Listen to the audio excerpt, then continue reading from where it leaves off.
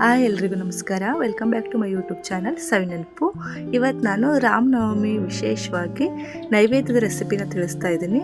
ಈಗ ಮೊದಲು ಕರ್ಬೂಜದ ಪಾನಕ ಮಾಡೋಣ.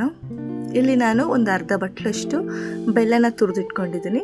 ಸ್ವಲ್ಪ ನೀರು ಸೇರಿಸ್ಕೊಂಡು ಕರಗಿಸ್ಕೊಳ್ಳೋಣ.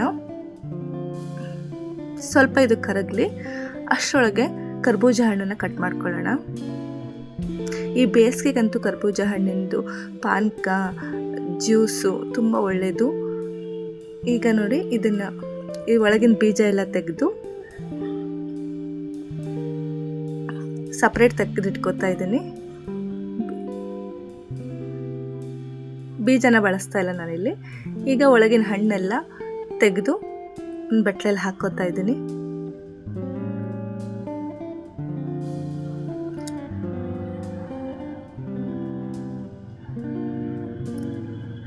ರಾಮನವಮಿ ವಿಶೇಷವಾಗಿ ಕರ್ಬೂಜ ಹಣ್ಣಿಂದು ಪಾನಕ ಮತ್ತು ಕೋಸಂಬರಿ ಮಜ್ಜಿಗೆನ ಮಾಡ್ತಾರೆ.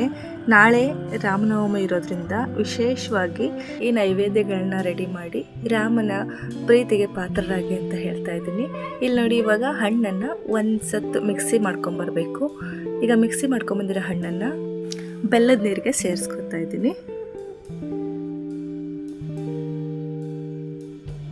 ಈಗ ಇದಕ್ಕೆ ಒಂಚೂರು ಶುಂಠಿ ಪುಡಿ, ಏಲಕ್ಕಿ ಪುಡಿ ಸೇರಿಸ್ಕೊತಾ ಇದ್ದೀನಿ.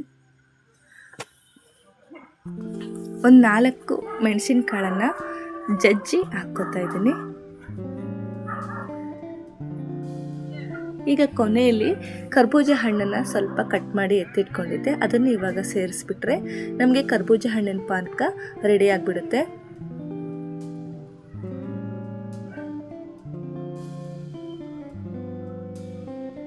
ಈಗ ಕೋಸಂಬರಿ ಹೇಗೆ ಮಾಡೋದು ಅಂತ ನೋಡೋಣ. ಇಲ್ಲಿ ನಾನು ಒಂದು ಬೌಲ್ಗೆ ಒಂದು ಬಟ್ಲು ತುರಿದಿಟ್ಕೊಂಡಿರೋ ಕ್ಯಾರೆಟು, ಒಂದು ಬಟ್ಲು ಸೌತೆಕಾಯಿ ಮತ್ತು ಸ್ವಲ್ಪ ಮಾವಿನ ಹಣ್ಣನ್ನು ತುರಿದಿಟ್ಕೊಂಡಿದ್ದೆ, ಅದನ್ನು ಅದರಲ್ಲಿ ಸೇರಿಸ್ಕೊಂಡಿದ್ದೀನಿ. ಒಂದು ಬಟ್ಲು ಹಸಿಕಾಯಿ ತುರಿನ ಹಾಕ್ಕೊಂಡಿದ್ದೀನಿ. ಒಂದು ಬಟ್ಲಾಗುವಷ್ಟು ಹೆಸರು ಬೇಳೆನ ನೆನೆಸಿಟ್ಕೊಂಡಿದ್ದೆ 1-2 ಅವರ್, ಅದನ್ನು ಇವಾಗಲೇ ಸೇರಿಸ್ಕೊತಾ ಇದ್ದೀನಿ. ಸ್ವಲ್ಪ ಕರಿಬೇವು, ಕೊತ್ತಂಬರಿ ಸೇರಿಸ್ಕೊಂಡು, ಸ್ವಲ್ಪ ರುಚಿಗೆ ತಕ್ಕಷ್ಟು ಉಪ್ಪು ಸೇರಿಸ್ಕೊಂಡು, ಒಂದು ಮೆಣಸಿನ್ಕಾಯಿನ ಕಟ್ ಮಾಡಿಟ್ಕೊಂಡಿದ್ದೆ, ಅದನ್ನು ಸೇರಿಸ್ಕೊಂಡು ಚೆನ್ನಾಗಿ ಮಿಕ್ಸ್ ಕೊಟ್ಟರೆ ನಮಗೆ ಕೋಸಂಬರಿ ರೆಡಿ ಆಗಿಬಿಡುತ್ತೆ. ಈಗ ಹುಳಿ ಮಜ್ಜಿಗೆ ಮಾಡೋಣ. ಇಲ್ಲಿ ನಾನು ಮೊಸರನ್ನು ಮಿಕ್ಸಿ ಜಾರಲ್ಲಿ 1-2 ಸುತ್ತು ತಿರುಗಿಸ್ಕೊಂಬಂದಿದ್ದೀನಿ. ಅದನ್ನು ಒಂದು ಬಟ್ಲಿಗೆ ಹಾಕ್ಕೊಂಡಿದ್ದೀನಿ.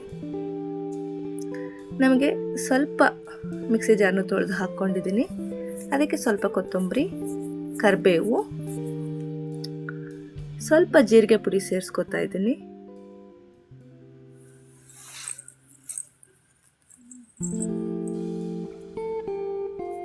ಜೀರಿಗೆ ಪುಡಿ ಸೇರಿಸ್ಕೊಂಡು ಸ್ವಲ್ಪ ನೀರು ಸೇರಿಸ್ಕೊಂಡು ಹೆಚ್ಚಿಸ್ಕೊತಾ ಇದ್ದೀನಿ.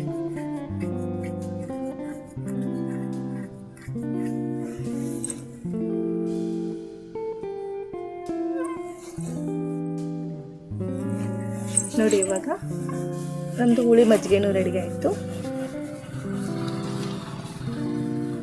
ಈಗ ಕೋಸಂಬರಿಗೂ ಮತ್ತು ಮಜ್ಜಿಗೆಗೂ ಒಂದು ಒಗ್ಗರಣೆ ಕೊಟ್ಬಿಟ್ರೆ ನಮಗೆ ಇದು ಆಲ್ಮೋಸ್ಟ್ ರೆಡಿ ಆದಂಗೆ. ನೋಡಿ, ಈಗ ಎಣ್ಣೆಗೆ ಸ್ವಲ್ಪ ಒಣಮೆಣಸಿನ್ಕಾಯಿನ ಎಣ್ಣೆಯಲ್ಲಿ ಬಾಡಿಸ್ಕೊಂಡು ಹಾಕ್ಕೊಂಡಿದ್ದೀನಿ. ಕೋಸಂಬರಿಗೆ ಸ್ವಲ್ಪ ಮತ್ತು ಹುಳಿ ಮಜ್ಜಿಗೆಗೂ ಸೇರಿಸ್ಕೊಂಡು ಚೆನ್ನಾಗಿ ಮಿಕ್ಸ್ ಮಾಡ್ಕೊಂಡ್ಬಿಟ್ರೆ ನಮಗೆ ಕೋಸಂಬರಿ ಮತ್ತು ಹುಳಿ ಮಜ್ಜಿಗೆನೂ ರೆಡಿ ಆಯಿತು.